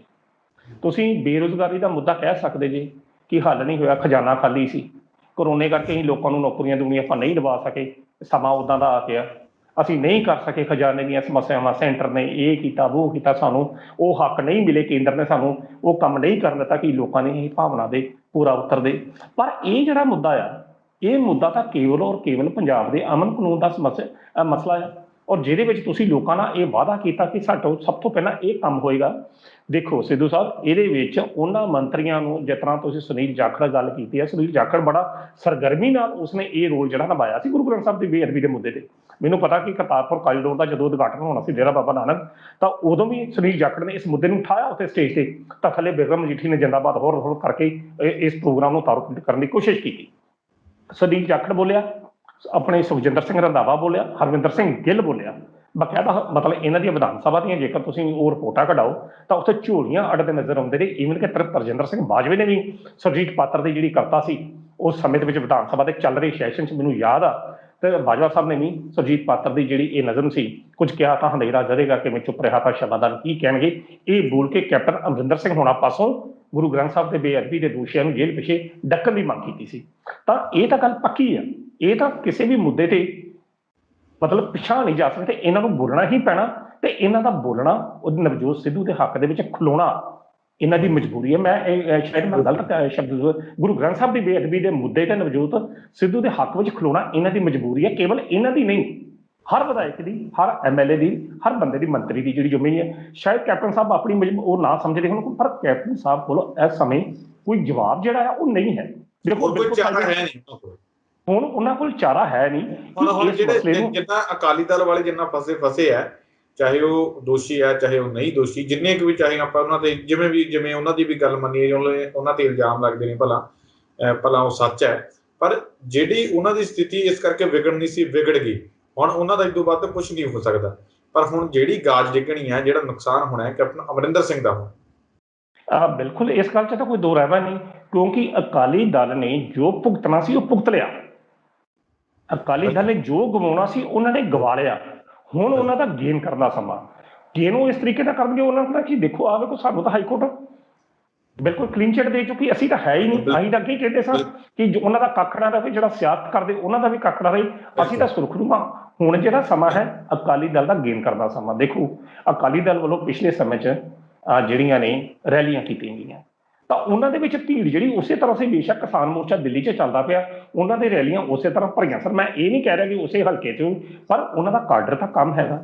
ਪਰ ਦੂਜੇ ਪਾਸੇ ਜਿਸ ਤਰੀਕੇ ਨਾਲ ਤੁਸੀਂ ਕੈਪਟਨ ਅਮਰਿੰਦਰ ਸਿੰਘ ਹੁਣਾਂ ਦੀ ਗੱਲ ਕਰ ਰਹੇ ਜੀ, ਕੈਪਟਨ ਅਮਰਿੰਦਰ ਸਿੰਘ ਹੁਣੀ ਆਪਣੀ ਕਾਰਜਸ਼ੈਲੀ ਕਰਕੇ ਔਰ ਇਸ ਮਸਲੇ ਦੇ ਪ੍ਰਤੀ ਆਪਣੀ ਖੋਟੀ ਨੀਅਤ ਕਰਕੇ ਦਿਨ ਬ ਦਿਨ ਹਾਸ਼ੀਏ ਤੋਂ ਬਾਹਰ ਜਾ ਰਹੇ ਨੇ। ਔਰ ਹਾਸ਼ੀਏ ਤੋਂ ਬਾਹਰ ਜਾਣਾ ਕੈਪਟਨ ਅਮਰਿੰਦਰ ਸਿੰਘ ਦਾ ਕਾਂਗਰਸ ਪਾਰਟੀ ਵਾਸਤੇ ਨੁਕਸਾਨ ਹੈ। ਇਹ ਕਹੀ ਜਾਂਦੇ ਨੇ ਜਿਹੜੇ ਮੰਤਰੀ ਨੇ ਉਸ ਕੈਂਪ ਦੇ, ਜਿਸ ਤਰ੍ਹਾਂ ਅਸੀਂ ਇੱਕ ਮੈਂ ਚੈਨਲ ਦੇਖ ਰਿਹਾ ਸਾਂ, ਉਹਦੇ ਤਾਂ ਸਪਤ ਰਿਸ਼ੀ ਕਿਹਾ ਕਿ ਜਿਸ ਤਰ੍ਹਾਂ ਅਕਬਰ ਦੇ 9 ਰਤਨ ਸੀ, ਕੈਪਟਨ ਅਮਰਿੰਦਰ ਸਿੰਘ ਦੇ ਸਪਤ ਰਿਸ਼ੀ ਨੇ। ਸਪਤਰਿਸ਼ੀ ਉਹ ਸੀ ਕਿ ਜਿਨ੍ਹਾਂ ਨੇ ਤਾਰੇ ਜਿਹੜੇ ਗ੍ਰਹਿ ਚੱਲਦੇ ਨੇ, ਤਾਂ ਸਪਤਰਿਸ਼ੀ ਉਹਦੇ ਖਿਲਾਫ ਨਵਜੋਤ ਸਿੱਧੂ ਦੇ ਖਿਲਾਫ ਬਿਆਨ ਦੇ ਰਹੇ ਨੇ, ਪਰ ਕੈਪਟਨ ਅਮਰਿੰਦਰ ਬਿਲਕੁਲ ਚੁੱਪ ਆ। ਉਹਨੂੰ ਅਸਲ 'ਚ ਪ੍ਰੋਬਲਮ ਇਹ ਆ ਕਿ ਇਹ ਜਿਹੜਾ ਮਸਲਾ ਆ, ਇਹ ਮਸਲੇ ਨੂੰ ਟੈਕਲ ਕਰਨਾ ਹੁਣ ਉਹਨਾਂ ਦੇ ਵੱਸ ਦੀ ਗੱਲ ਨਹੀਂ। ਹੁਣ ਕਿਹੜੇ ਆਧਾਰ ਤੇ ਜਾ ਕੇ ਉਹ ਸ਼ਾਇਦ ਇਸੇ ਕਰਕੇ ਇਹ ਵਾਰ-ਵਾਰ ਹਾਈ ਕਮਾਨ ਦਾ ਹਵਾਲਾ ਦੇ ਰਹੇ ਨੇ ਕਿ ਇਹਨਾਂ ਨੂੰ ਚੁੱਪ ਕਰਾਓ, ਯਾਨੀ ਕਿ ਹੁਣ ਉਹਨਾਂ ਨੂੰ ਸਿਰਫ ਆਸਰਾ ਹਾਈ ਕਮਾਨ ਦਾ ਰਹਿ ਗਿਆ, ਕਿਉਂਕਿ ਜੇਕਰ ਕੋਈ ਗੱਲ ਹੋਣੀ ਹੁੰਦੀ ਤਾਂ ਕੈਪਟਨ ਅਮਰਿੰਦਰ ਸਿੰਘ ਹੁਣ ਬੋਲ ਦਿੰਦੇ, ਜੇ ਉਹਨਾਂ ਦੇ ਹੱਥ ਵੱਸ ਕੋਈ ਗੱਲ ਹੁੰਦੀ ਤਾਂ ਫਿਰ ਜਿਹੜੇ ਕੈਪਟਨ ਦੇ ਧੜੇ ਦੇ ਮੰਤਰੀ ਜਿਹੜੇ ਮੰਨੇ ਜਾਂਦੇ ਆ, ਚਾਹੇ ਉਹ ਲੋਕ ਸੰਪਰਕ ਵਿਭਾਗ ਦੇ ਵੱਲੋਂ ਬਿਆਨ ਦਿੱਤਾ ਗਿਆ ਹੋਵੇ, ਉਹ ਬਿਆਨ ਭਲਾ ਦਬਾਇਆ ਗਿਆ ਹੋਵੇ, ਪਰ ਜਿਸ ਤਰੀਕੇ ਨਾਲ ਉਹਨਾਂ ਨੇ ਵੀ ਹਾਈ ਕਮਾਨ ਤੇ ਹੀ ਗੱਲ ਸੁੱਟੀ ਹੈ, ਯਾਨੀ ਕੈਪਟਨ ਅਮਰਿੰਦਰ ਸਿੰਘ ਦੇ ਹੱਥ ਵੱਸ ਹੁਣ ਨਵਜੋਤ ਸਿੰਘ ਸਿੱਧੂ ਨੂੰ ਚੁੱਪ ਕਰਾਉਣਾ ਰਹਿ ਨਹੀਂ ਗਿਆ, ਤੇ ਉਧਰੋਂ ਹਾਈ ਕਮਾਨ ਨਵਜੋਤ ਸਿੰਘ ਸਿੱਧੂ ਨੂੰ ਚੁੱਪ ਦਿਖਾਈ ਜਿਹੜੀ ਕਰਾਉਂਦੀ ਚੁੱਪ ਨਵਜੋਤ ਸਿੱਧੂ ਨੂੰ, ਉਹ ਦਿਖਾਈ ਦੇ ਨਹੀਂ ਰਹੀ, ਜਿਹਦੇ ਕਰਕੇ ਕੈਪਟਨ ਦੀਆਂ ਮੁਸ਼ਕਲਾਂ ਦੇ ਵਿੱਚ ਵਾਧਾ ਹੈ। ਕੈਪਟਨ ਅਮਰਿੰਦਰ ਸਿੰਘ ਜਿਹਦੇ ਕਰਕੇ ਪਰੇਸ਼ਾਨ ਜਿਹੜੇ ਨਜ਼ਰ ਆ ਰਹੇ। ਬਿਲਕੁਲ ਸਿੱਧੂ ਸਾਹਿਬ, ਇੱਕ ਜਿਹੜੀ ਕਾਂਗਰਸ ਹਾਈਕਮਾਨ ਦੀ ਗੱਲ ਕਰਦੇ ਹਾਂ, ਕਾਂਗਰਸ ਹਾਈਕਮਾਨ ਵੱਲ ਕੈਪਟਨ ਸਰਕਾਰ ਜਾ ਕੇ ਕਹਿੰਦੇ ਨੇ ਕਿ ਹਾਈਕਮਾਨ ਨੂੰ ਆਪਾਂ ਚਿੱਠੀ ਲਿਖਤੀ, ਇਹ ਕਰਤਾ ਉਹ ਕਰਤਾ। ਜਿਹੜਾ ਹਾਈਕਮਾਨ ਆ, ਕਾਂਗਰਸ ਹਾਈਕਮਾਨ ਆ, ਮੈਂ ਇੱਕ ਦਿਨ ਪਹਿਲਾਂ ਵੀ ਗੱਲ ਕੀਤੀ ਸੀ, ਮੈਂ ਹੁਣ ਵੀ ਤੁਹਾਡੇ ਨਾਲ ਬੜੇ ਸਾਫ਼ ਔਰ ਸਪਸ਼ਟ ਸ਼ਬਦਾਂ 'ਚ ਗੱਲ ਕਰਨ ਲੱਗਾ। ਜਿਹੜੀ ਹਾਈਕਮਾਨ ਆ ਉਹ ਖਾਸ ਤੌਰ 'ਤੇ ਪੰਜਾਬ ਦੇ ਸਿੱਖਾਂ ਦੇ ਮਸਲਿਆਂ ਦੇ ਵਿੱਚ ਬੜਾ ਫੂਕ ਕੇ ਕਦਮ ਜਿਹੜਾ ਧਰ ਰਹੀ ਹੈ। ਇਸ ਦੀ ਇੱਕ ਉਦਾਹਰਨ ਦੇਣਾ, ਕਿਉਂਕਿ ਉਹਦੇ ਉੱਤੇ ਮਿੰਟਾਂ ਸਕਿੰਟਾਂ ਦੇ ਵਿੱਚ ਉਹ ਨਵਜੋਤ ਸਿੱਧੂ ਨੂੰ ਅਗਰ ਸਾਈਡਲਾਈਨ ਕਰਦੇ ਨੇ, ਇਸ ਗੱਲ ਨੂੰ ਸਮਝਣ ਦਾ ਯਤਨ ਕਰਨਾ, ਤਾਂ ਜਿਹੜੀਆਂ ਗਰਮ ਖਿਆਲੀ ਧੜੇ ਨੇ ਪੰਜਾਬ ਦੇ ਅੰਦਰ, ਕੁਝ ਗਰੁੱਪ ਇਹੋ ਜਿਹੇ ਨੇ, ਉਹਨਾਂ ਨੇ ਸਿੱਧੀ ਗੱਲ ਇਹ ਕਹਿਣੀ ਕਿ ਕਾਂਗਰਸ ਨੇ ਸਿੱਖਾਂ ਦੇ ਮਸਲੇ ਵਿੱਚ ਨਜ਼ਰਅੰਦਾਜ਼ ਕਰਕੇ ਜਿਹੜੇ ਬਾਦਲ, ਜਿਹੜੇ ਗੁਰੂ ਗ੍ਰੰਥ ਸਾਹਿਬ ਦੇ ਕਥਿਤ ਦੋਸ਼ੀ, ਉਹਨਾਂ ਦੀ ਮਦਦ ਕੀਤੀ ਹੈ।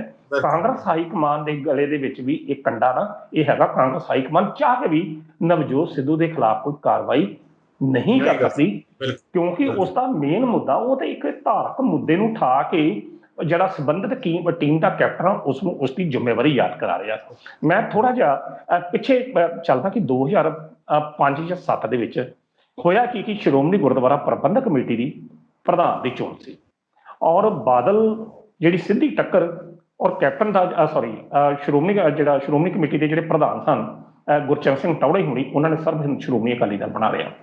ਜਦੋਂ ਸਰਬ ਹਿੰਦ ਸ਼੍ਰੋਮਣੀ ਅਕਾਲੀ ਦਲ ਬਣਾ ਲਿਆ ਔਰ ਕੈਪਟਨ ਦੀ ਇਹ ਪੂਰਨ ਤੌਰ ਤੇ ਨਿਸ਼ਚਾ ਸੀ, ਜਾਂ ਉਸਦਾ ਪੂਰਨ ਤੌਰ ਤੇ ਇਹ ਮਤਲਬ ਮਨ ਦੀ ਮਨਸ਼ਾ ਸੀ ਕਿ ਮੈਂ ਹਰ ਸੂਰਤ ਦੇ ਵਿੱਚ ਗੁਰਚਰਨ ਸਿੰਘ ਟੌੜੇ ਨੂੰ ਸ਼੍ਰੋਮਣੀ ਕਮੇਟੀ ਦਾ ਪ੍ਰਧਾਨ ਬਣਾਉਣਾ। ਬਾਦਲ ਨੇ ਕੀ ਕੀਤਾ ਕਿ ਜਿੰਨੇ ਵੀ HGPC ਦੇ ਮੈਂਬਰ ਸੀ ਉਹਨਾਂ ਨੂੰ ਲੈ ਕੇ ਬਾਲਾ ਸਾਹਿਬ ਚਲਾ ਗਿਆ, ਔਰ ਜਿਸ ਦਿਨ ਪ੍ਰਧਾਨ ਦੀ ਚੋਣ ਸੀ ਉਸ ਦਿਨ ਕੈਪਟਨ ਅਮਰਿੰਦਰ ਸਿੰਘ ਹੋਣਾ ਵੱਲੋਂ ਪੂਰਨ ਤੌਰ ਤੇ ਤਿਆਰੀ ਸੀ ਕਿ ਰਾਜਾ ਸਾਂਸੀ 에ਅਰਪੋਰਟ ਤੇ ਜਦੋਂ ਜਹਾਜ਼ ਉਤਰੇਗਾ ਤਾਂ ਮੈਂ ਜਿਹੜੇ ਬਾਦਲ ਦੇ ਜਿਹੜੇ HGPC ਦੇ ਜਿੰਨੇ ਵੀ ਮੈਂਬਰ ਨੇ ਸਾਰਿਆਂ ਨੂੰ ਚੁੱਕ ਕੇ ਅੰਦਰ ਰੱਖਣਾ ਤੇ ਟੌੜੇ ਨੂੰ ਦਾ ਪ੍ਰਧਾਨ ਹੋਣਾ। ਪਰ ਐਨ ਉਸ ਵਕਤ ਸੋਨੀਆ ਗਾਂਧੀ ਵੱਲੋਂ ਕੈਪਟਨ ਨੂੰ ਇਹ ਸ਼ਰੇਆਮ ਦਬਕਾ ਮਾਰਿਆ ਗਿਆ ਸੀ, ਇਹ CID ਨੇ ਰਿਪੋਰਟਾਂ ਨੇ ਦਬਕਾ ਮਾਰਿਆ ਗਿਆ ਸੀ ਕਿ ਇਸ ਕਾਰਵਾਈ ਦੇ ਵਿੱਚ ਜਿਹੜੀ ਸ਼੍ਰੋਮਣੀ ਗੁਰਦੁਆਰਾ ਪ੍ਰਬੰਧਕ ਕਮੇਟੀ ਜਿਹੜੀ ਚੋਣ ਹੈ, ਇਹ ਸਿੱਖਾਂ ਦਾ ਧਾਰਮਿਕ ਮਸਲਾ, ਕਾਂਗਰਸ ਪਾਰਟੀ ਇਹਦੇ ਵਿੱਚ ਸਿੱਧੀ ਇਨਵੋਲਵਮੈਂਟ ਬਿਲਕੁਲ ਨਹੀਂ ਕਰੇਗੀ, ਤੂੰ ਇਸ ਮੁੱਦੇ ਤੋਂ ਪਿੱਛੇ ਹੋ ਜਾ। ਤਾਂ ਉਸ ਦਾ ਐਨ ਵਕਤ ਕੈਪਟਨ ਅਮਰਿੰਦਰ ਸਿੰਘ ਨੂੰ ਪਿੱਛੇ ਹੋਣਾ ਪਿਆ ਸੀ, ਔਰ ਉਸ ਵਕਤ ਬਾਦਲ ਦਲ ਨੇ ਆਪਣਾ ਜਿਹੜਾ ਪ੍ਰਧਾਨ ਜਿਹੜਾ ਆਪਣੇ ਵੱਲੋਂ ਜਿਹੜਾ ਬਣਾਇਆ, ਮੈਨੂੰ ਉਹਨਾਂ ਦਾ ਨਾਮ ਜਿਹੜਾ ਯਾਦ ਆ। ਸੋ ਕਹਿਣ ਦਾ ਅਰਥ ਹੈ ਕਿ ਕਾਂਗਰਸ ਹਾਈਕਮਾਨ ਜਿਹੜੀ ਹੈ ਉਹ ਇਸ ਮਸਲੇ ਦੇ ਵਿੱਚ, ਗੁਰੂ ਗ੍ਰੰਥ ਸਾਹਿਬ ਦੀ ਬੇਅਦਬੀ ਦਾ ਮਸਲਾ ਤਾਂ ਬਹੁਤ ਵੱਡਾ ਮਸਲਾ, ਇਸ ਨੂੰ ਛੋਟਾ ਮਸਲਾ ਕਰਕੇ ਨਹੀਂ ਜਾਣ ਸਕਦੇ ਤੁਸੀਂ। ਅੱਜ ਨਵਜੋਤ ਸਿੱਧੂ ਨੂੰ ਹਾਈਕਮਾਨ ਮੰਨ ਲਓ ਕੱਢ ਦਿੰਦੀ ਹੈ, ਅਗਲੇ ਦਿਨ ਨਵਜੋਤ ਸਿੱਧੂ ਵਿਦੇਸ਼ਾਂ 'ਚ ਵੱਸਦਿਆਂ ਸਿੱਖਾਂ, ਪੰਜਾਬ ਦਿਆਂ ਸਿੱਖਾਂ, ਕਿਤੇ ਵੀ ਨਾਨਕ ਨਾਮ ਲੇਵਾ ਸੰਗਤ ਦਾ ਉਹ ਹੀਰੋ ਹੋਏਗਾ, ਉਸਨੂੰ ਉਹ ਮਾਨ ਸਤਿਕਾਰ ਮਿਲੇਗਾ ਜਿਹੜਾ ਗੁਰਦੁਆਰਾ ਕਰਤਾਰਪੁਰ ਕਾਰੀਡੋਰ ਖੋਲ੍ਹਣ ਸਮੇਂ ਉਸਦਾ ਮਾਨ ਸਤਿਕਾਰ ਮਿਲਿਆ। ਔਰ ਇਸ ਗੱਲ ਨੂੰ ਭਲੀ ਭਾਂਤ ਕੈਪਟਨ ਦੀ ਟੀਮ ਵੀ ਜਾਣਦੀ ਹੈ, ਈਵਨ ਕਿ ਕੈਪਟਨ ਅਮਰਿੰਦਰ ਸਿੰਘ ਹੁਣੀ ਵੀ ਜਾਣਦੇ ਨੇ, ਤੇ ਦੂਜੇ ਪਾਸੇ ਕਾਂਗਰਸ ਹਾਈਕਮਾਨ ਵੀ ਜਾਣਦੀ ਹੈ। ਕੱਲ ਦੀ ਗੱਲ ਹੈ ਕਿ ਕੱਲ ਇੱਕ ਭਾਜਪਾ ਦੇ ਜਿਹੜੇ ਲੀਡਰ ਨੇ ਉਹ ਸੀਨੀਅਰ IPS ਰਹੇ ਨੇ, ਇਕਬਾਲ ਸਿੰਘ ਲਾਲਪੁਰਾ, ਉਸ ਦੀ ਗੱਲ ਮੈਂ ਇੰਟਰਵਿਊ ਕੀਤੀ ਜਾਂ ਉਹਨਾਂ ਨਾਲ ਗੱਲਬਾਤ ਕੀਤੀ। ਉਹਨਾਂ ਨੇ ਵੀ, ਹਾਲਾਂਕਿ ਉਹ ਭਾਜਪਾ ਦੇ ਬੰਦੇ ਨੇ, ਉਹਨਾਂ ਨੇ ਵੀ ਇਸ ਮੁੱਦੇ ਤੇ ਨਵਜੋਤ ਸਿੱਧੂ ਦੀ ਪ੍ਰੋੜਤਾ ਕਰਦੇ ਆ, ਮਤਲਬ ਆਪਾਂ ਅਪਰੋਖ ਸ਼ਬਦਾਂ 'ਚ ਅਸੀਂ ਕਹਿ ਸਕਦੇ ਕਿ ਉਹਨਾਂ ਨੇ ਗੱਲ ਕਹੀ ਕਿ ਜੋ ਕੁਝ ਹੋ ਰਿਹਾ ਉਹ ਗਲਤ ਹੋ ਰਿਹਾ, ਅਸੀਂ ਇਹ ਚਾਹੁੰਦੇ। ਉਹਨਾਂ ਨੇ ਤਾਂ ਜਿਹੜੀ 2012 'ਚ ਜਿਹੜੀ ਬਾਦਲ ਦਲ ਵੱਲੋਂ ਸੰਤ ਰਾਮ ਰਹੀਮ ਦੇ ਖਿਲਾਫ ਚੱਲਦੇ ਕੇਸ ਦੀ ਰਿਪੋਰਟ ਨੂੰ ਅਦਾਲਤ 'ਚ ਕੈਂਸਲ ਕਰਨ ਦੀ ਜਿਹੜੀ ਐਪਲੀਕੇਸ਼ਨ ਦਿੱਤੀ, ਇਕਬਾਲ ਸਿੰਘ ਲਾਲਪੁਰਾ ਨੇ ਉਸ ਰਿਪੋਰਟ ਨੂੰ ਆਧਾਰ ਬਣਾ ਕੇ ਅਕਾਲੀ ਦਲ ਨੂੰ ਕਟਹਿਰੇ 'ਚ ਖੜਾ ਕੀਤਾ। ਜਦੋਂ ਤੁਹਾਡੇ ਕੋਲ ਇੰਨਾ ਕੁਝ ਹੈ ਸਿੱਧੂ ਸਾਹਿਬ, ਤਾਂ ਫਿਰ ਤੁਹਾਡੀ ਨੇਕ ਨੀਤੀ ਦੀ ਗੱਲ ਸਾਹਮਣੇ ਆਉਂਦੀ ਆ ਕਿ ਤੁਹਾਡੀ ਨੀਅਤ ਵਿੱਚ ਹੀ ਖੋਟ ਸੀ, ਜਿਸ ਕਰਕੇ ਤੁਸੀਂ ਇਸ ਨਾਲ ਸੰਬੰਧਿਤ ਦੋਸ਼ੀਆਂ ਨੂੰ ਸਿੱਖਾਂ ਦੇ ਪਿੱਛੇ ਨਹੀਂ ਟੰਗ ਸਕੇ। ਪਰ ਸਿੱਧੂ ਸਾਹਿਬ ਹੁਣ ਸਮੱਸਿਆ ਇਹ ਆ ਕਿ ਉਹ ਜਿਹੜਾ ਤੀਰ ਹੈ ਉਹ ਹੁਣ ਕੈਪਟਨ ਦੀ ਕਮਾਨ ਦੇ ਵਿੱਚੋਂ ਵੀ ਨਿਕਲ ਚੁੱਕਾ। ਕੈਪਟਨ ਚਾਹ ਕੇ ਵੀ ਉਹਨਾਂ ਨੂੰ ਹੁਣ ਹੱਥ ਪਾਉਣਾ ਉਹਦੇ ਵਾਸਤੇ ਬੜਾ ਮੁਸ਼ਕਲ ਆ, ਕਿਉਂਕਿ ਕਾਨੂੰਨੀ ਪ੍ਰਕਿਰਿਆ ਉਧਰ ਵੀ ਕਿਹੜੇ ਘੱਟ ਬੰਦੇ ਜਾਣਦੇ ਨੇ। ਜਿਸ ਤਰ੍ਹਾਂ ਤੁਸੀਂ ਕਹਿ ਰਹੇ ਜੇ MP ਜਾਂ MLA ਇਹ ਕਹਿੰਦੇ ਨੇ ਕਿ ਕੈਪਟਨ ਬੇਤਾਜ ਬਾਦਸ਼ਾਹ ਨਹੀਂ, ਉਹਨਾਂ ਕੋਲ ਰਾਜ ਨਹੀਂ ਆ ਵੋਟਾਂ ਦਾ ਸਮਰਥਨ ਨਹੀਂ ਆ, ਪਰ ਇਹਦੇ ਬਾਵਜੂਦ ਵੀ ਪੰਜਾਬ 'ਚ ਉਹਨਾਂ ਦੀ ਚੱਲਦੀ ਆ। ਔਰ ਮਾਫ ਕਰਨਾ ਸਿੱਧੂ ਸਾਹਿਬ, ਜਿਹੜੇ ਬੰਦੇ ਬਾਜ਼ਾਰਾਂ ਤੋਂ ਬਾਹਰ ਰਹਿ ਕੇ ਵੀ ਮਾਨਯੋਗ ਹਾਈ ਕੋਰਟ ਦੇ ਫੈਸਲਿਆਂ ਦੇ ਉੱਤੇ ਵੀ ਆਪਣਾ ਪ੍ਰਭਾਵ ਛੱਡ ਸਕਦੇ ਨੇ, ਤਾਂ ਉਹਨਾਂ ਬੰਦਿਆਂ ਦੀ ਕਿੱਥੋਂ ਤੱਕ ਪਹੁੰਚ ਹੋਵੇਗੀ? ਇਹ ਇੱਕ ਸਵਾਲ ਅਜਿਹਾ ਹੈ ਜਿਹੜੇ ਸਾਰੇ ਲੋਕ ਜਾਣਦੇ ਨੇ। ਪਰ ਜੋ ਸਾਡਾ ਪ੍ਰਸ਼ਨ ਸੀ, ਜੋ ਸਾਡਾ ਇਸ ਅੱਜ ਦੀ ਡਿਸਕਸ਼ਨ ਦਾ ਜਿਹੜਾ ਵਿਸ਼ਾ ਸੀ, ਉਹ ਹੀ ਨਵਜੋਤ ਸਿੱਧੂ ਦਾ ਉਹ ਟਵੀਟ। ਮੈਂ ਤੁਹਾਨੂੰ ਇਹ ਕਹਿ ਰਿਹਾ ਕਿ ਇਸ ਵਕਤ ਜਿਹੜਾ ਨਵਜੋਤ ਸਿੱਧੂ ਦੇ ਜਿਹੜੇ ਟਵੀਟ ਆ ਰਹੇ ਨੇ, ਅਸਲ 'ਚ ਉਸਦੇ ਮਨ ਦੀ ਉਸ ਅਵਸਥਾ ਨੂੰ ਪੇਸ਼ ਕਰਦੇ ਆ, ਜਿਹੜੀ ਅਵਸਥਾ ਇੱਕ ਕੁਰਲਾ ਰਹੀ ਆ, ਜਿਹਦੇ ਵਾਸਤੇ ਉਹ ਲੋਕਾਂ ਦੀ ਕਚਹਿਰੀ 'ਚ ਵੀ ਜਾਣਾ ਤੇ ਉਹਦੇ ਸੰਬੰਧੀ ਇਹ ਸੋਚਦਾ ਕਿ ਮੈਂ ਲੋਕਾਂ ਨੂੰ ਕੀ ਜਵਾਬ ਦੇਣਾ, ਕਿਉਂਕਿ ਮੈਂ ਲੋਕਾਂ ਨੂੰ ਇਨਸਾਫ ਲੈ ਕੇ ਦੇਣਾ। ਸਿੱਧੂ ਸਾਹਿਬ ਤਾਂ ਡਾਕਟਰ ਸਾਹਿਬ, ਤਾਂ ਪ੍ਰੋਫੈਸਰ ਸਾਹਿਬ, ਤੁਸੀਂ ਸਾਡੇ ਨਾਲ ਇਸ ਪ੍ਰੋਗਰਾਮ ਦੇ ਜੁੜੇ, ਇਸ ਅਹਿਮ ਮੁੱਦੇ ਦੇ ਉੱਪਰ ਗੱਲਬਾਤ ਕੀਤੀ। ਨਵਜੋਤ ਸਿੰਘ ਸਿੱਧੂ ਦੇ ਉੱਪਰ ਜਿਹੜੇ ਸਵਾਲ ਚੁੱਕੇ ਜਾ ਰਹੇ ਸੀ, ਉਹਨਾਂ ਦੇ ਮਾਮਲੇ ਦੇ ਵਿੱਚ ਇੱਕ ਸਵਾਲ ਤੋਂ ਜਿਹੜਾ ਤੁਸੀਂ ਪਰਦਾ ਚੁੱਕਿਆ, ਤੁਹਾਡਾ ਬਹੁਤ ਬਹੁਤ ਧੰਨਵਾਦ ਜੀ। ਬਹੁਤ ਬਹੁਤ ਧੰਨਵਾਦ ਜੀ।